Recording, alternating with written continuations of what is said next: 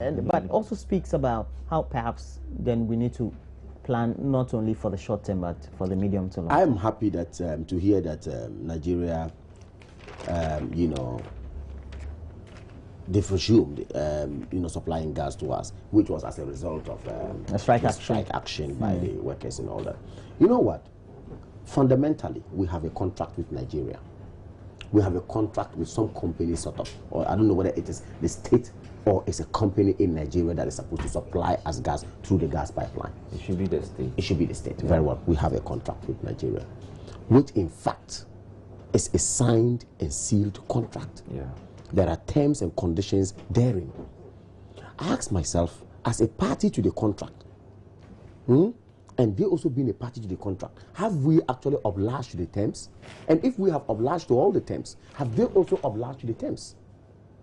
Okay, so you see, Nigeria shouldn't take us for granted. The fact that you are helping us, the fact that you are helping us, of course, we are also buying it. It's a contract. A condition attached. Ghana has never reneged on any of the conditions, but they have always gotten up to tell us today we won't do this. We still supply to Togo, etc. Absolutely, right? And we don't renege on that. It's the point. We don't renege on that.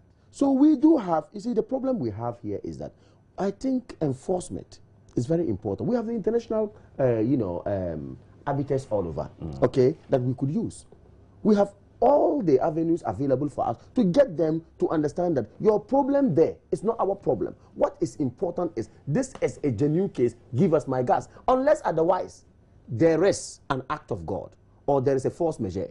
That, of course, we all agree that maybe may not allow you to do that. But if it has to do with your indoor management rule affecting us, then there's a difficulty. So they should have. So you are saying they should have put in place contingency plans. Very good. I've always called for Kofi Boa's head, the Minister of Energy. Me, I don't see the work he's doing for me. Trust me, I've always done that. Because the fact is that if some of these things come, be proactive, rush to them. Look, my people are going to suffer. Are you sure we're going to get this and that? What have we done? We don't hear of this. They will come out and tell us that, oh, they always do this undercover and all that. Yes, I agree. But you are dealing with the people. That's why I said Kwame Nkrumah had an act. He will ensure that the people were moved before he will even act. He will talk to you. He will put you in a position where you know that, no, this man is really a point for action. Then he goes on. Look, we have come this far. We don't need people who are lackadaisical or who are going to approach our work with laxity. No.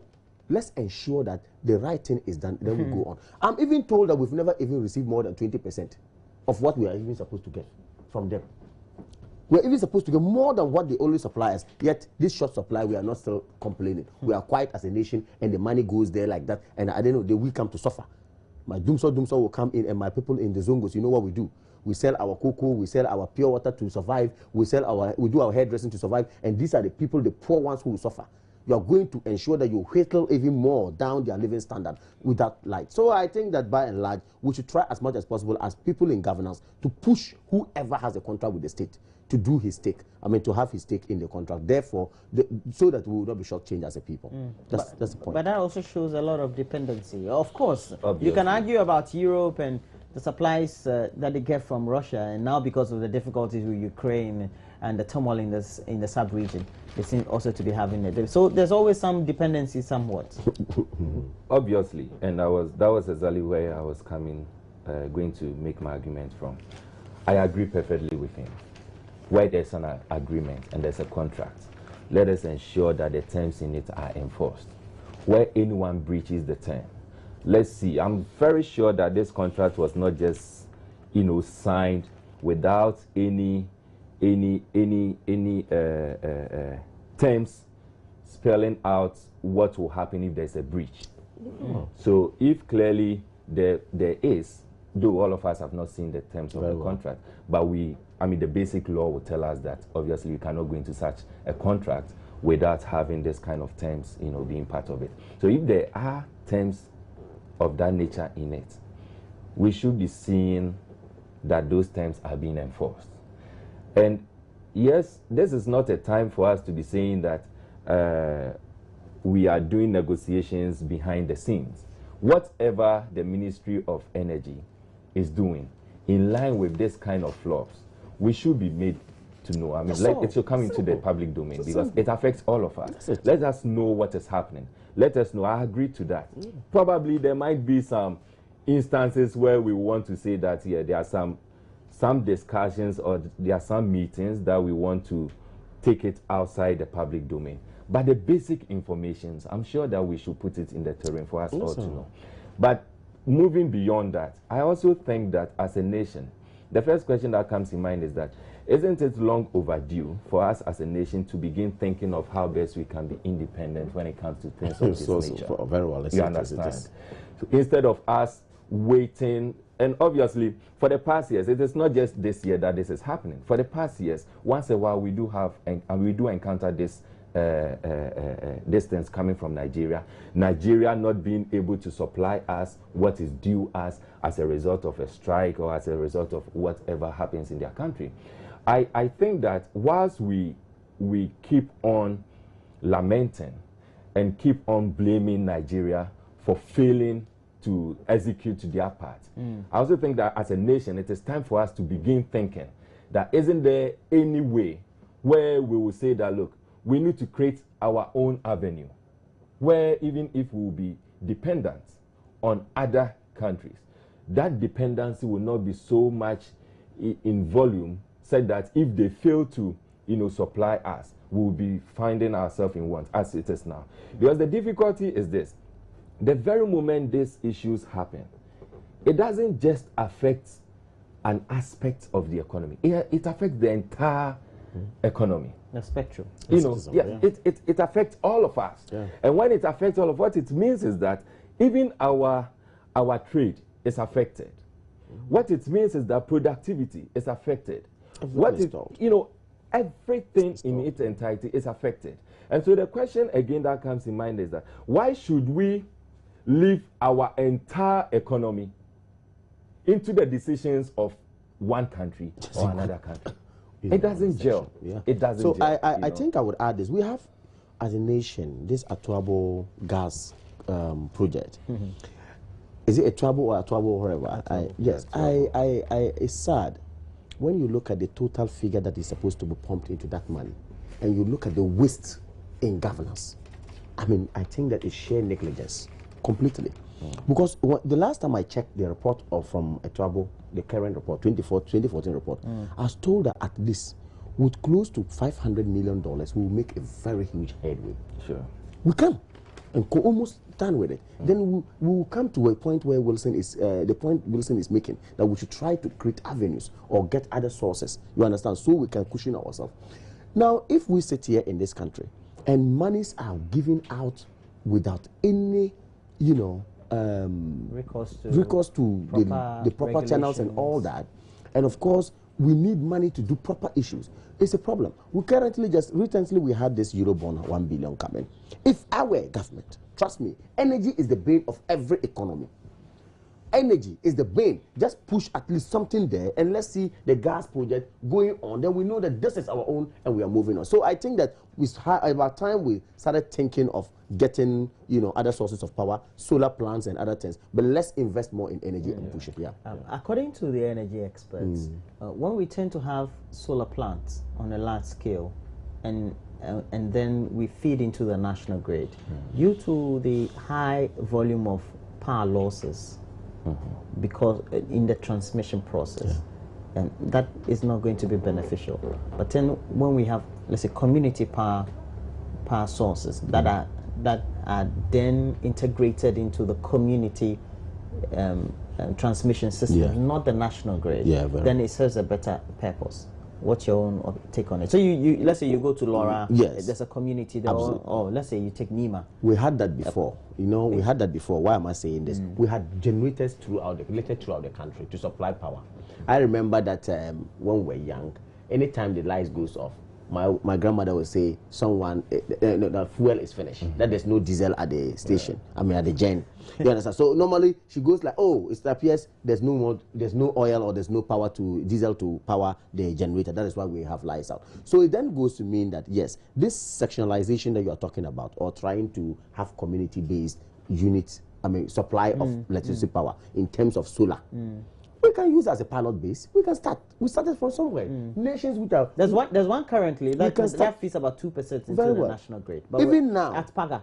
At Pega, Yes. even now in the north, I know in my village around Piron and Tong thereabout, we have these solar lights that provide street lights for us in the evening. Yeah. You understand? And These they're are powered- all and they're- on, and they're powered and they're just based powered on- and they work. And you know, in the evening, people go to sit around them right. and they have their chat That's and make life fine and go back. So if only this argument is going to hold water, and if only they can actually get this project working by this piloting, why not? We should start it and then see if community. I goes, we can have that. advocated for this over and over and over.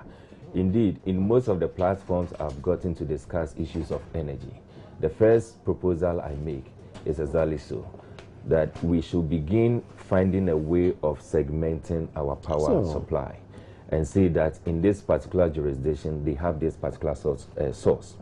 This jurisdiction, this is the source they are coming from. Well, no, it's an excellent and the more we begin doing this, gradually, just like he said, in aspect, particularly places in the northern regions, I am aware of where we have communities that are even relying on solar. Yeah, oh yes. You know, and I keep asking myself anytime I visit those communities that what is preventing us as a nation from taking it a step ahead, moving it beyond that community to other communities so that we can see how it works. Wouldn't it have been perfect that by now we will say that we have a particular jurisdiction that relies solely on solar? There's a jurisdiction that relies on hydro, you know, and then it goes that way. Then I am very sure that this issue of if Nigeria fails or Nigeria decides today that they are going on strike, then all of us, the entire economy, sits and stays paused and says that we have nothing to do simply because a group of individuals in Nigeria have decided to go on strike. Therefore, the nation as a has nation, that does not gel. What should be the renewed thinking? Because even if we have a new leadership in terms of political governance, they're likely also going to face difficulties. Yes. The Kufuor administration faced it. The Rawlings administration faced it. It's not as if that people are in positions and they don't think. They think they know what the strategy should be. But what should be the commitment? Absolutely, that's the word now. Bipartisan commitment. So then we know that perhaps we need to suffer for the next 10 years, and we know after 10 years, this is the likely relief or reprieve that we're going to get. Roland, we have something that in our constitution is clearly espoused, which is the National Development Planning Commission. It didn't mention any party there. It didn't mention, you know, any individual there. It says National Development Planning Commission. I want to believe that if we have a commission like this, we ought to strengthen it. In the wisdom of the framers of the Constitution of Ghana, they thought that, look, we needed a nationalistic approach to some issues that at the end of the day will be devoid of politics or partisanship. Then we can move on. Again, the word or the operative word here should be commitment. All leaders. For which all the leaders will be. must have.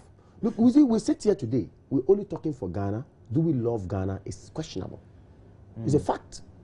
We love ourselves than Ghana. And that's where my problem is. So please, if we really want to nip these kind of cankers in the bud, then we ought to ensure that commitment is key. Love for the nation is key. Are we going to get then it we can from move on. all the parties, for example? Because, I mean, they... You know what? They, in our they schools, govern. I have always advocated, if only we can, at a basic level, SS level, there should be a subject, if only our our academics will actually develop it, called patriotism.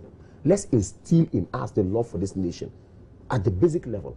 Let it rise up to level 100 or 200 at the university, and then we can stop it. And see how we can try to generate some love for this country. But look, as we sit now, the love for the nation is lost. We love to drive in our big cars. We love to have in big houses and relax. That is individualistic. We're not talking about the other person who is sitting at Nantong or Bukuru and have no light. How will the person get access? Absolutely. You know what we can do? 3 northern regions. Just supply this segmentation of power for them. And they will not be part of the national grid. And if they are not part of it, then the load, of course, comes down. Let's concentrate our industries and everything on Akosombo and other places. And then we have this solar. So it just takes commitment, someone to do this. It's not much You've money. explained very practical. We don't have that. No, it's All Well, right. obviously, that is the point. It's Yeah. so fantastic. But you see, He said it's so practical. No, I said it is. It's just so easy. It's very Very easy. capital. bro, you Trust me, see, it is. what is interesting It's all is by that planning. Yes, What's the it's strategy? just about what that. is interesting is that anytime we sit Make your like last this, comment. Then we have to. anytime we sit like this, we come out with the fantastic ideas and all that. But see, the problem we have in this nation is the fact that we are allowing partisan politics to take, the lead. I And don't so- understand. so- in America and the rest, partisan politics is a concept that is But moving the America country first. forward. But that's what I'm saying, that we allow that to take the lead. Partisan politics is in America, but that doesn't take the lead. Ours here, it is the reverse. Partisan politics takes the lead more than patriotism or more than nationalism. yeah, of course, You it's understand? And so if I think that ABCD, let me give a fantastic example. Probably that will be the last one of it. You recall, during Kufuor's era, when Ejiri Blanson and the other AMA bosses that we had under Kufuor's time decided that they are going to sack individuals who were selling on the streets. Just cast your mind back. The kind of criticisms that came from opposition, painting the impression as though it is the wicked thing that can ever happen, when all of us knew that that was the best thing for us as a nation. The love. You We don't have the understand? love for it. Now, NDC came into office, Vanderpool. decided to do the same. And just look at the criticism that No, is it's- coming it's from terrible. MPP. So we need. You understand? The So let us, polarization is too much. let us make sure that even though we want to engage in partisan politics, let that one be second to nationalism. Let that be second to patriotism. If we are able to do this, and that begins with the leadership, the leadership of the various political parties, where NDC is in power, they are doing ABCD. Even though I know that I can have a political score if I decide to critique it, as long as I can see the bigger picture that is going to benefit the nation, let me be comfortable and be bold to come out and say that what NDC is doing is the best. All right. So you're going home after yeah, or you're going to the beach and relax. Well, I don't think I'm going to the beach. I am not so well. Oh, you're a bit myself. under the weather. I'm a bit under the weather this morning. I'm Just still like evil working. spirits in I the am house. on my way. I am on my way to somewhere at the Inter constituency to do some work. Politics as usual. But I'll We just talk You're going to visit encourage, community? I would just Yes, of course, encourage yeah. and caution our brothers who want to go to the beach, will go to the fanfare and all that. Yeah, Then they do should be it with- extra yeah, careful. careful, yeah. They should be extra careful. We need them. All right. We don't That's want to see people vanish. That's a Castro advice. All right. We've had in the studio Emmanuel Wilson Jr., national organizer of the PNC. Thanks for joining me, Ima. My pleasure. And I hope that you go for some medication. I'll do that. I'll do that. Let me give you free advice. medication. Self-medication. It could be malaria. You never know. Wow. That's Oh, good. That's okay. All right, so and Kamal Dean Abdullah, I love the name Kamal Dean Abdullah. He is the national Nasara coordinator of the MPP. Thanks for joining me as well. Thanks for. All right, so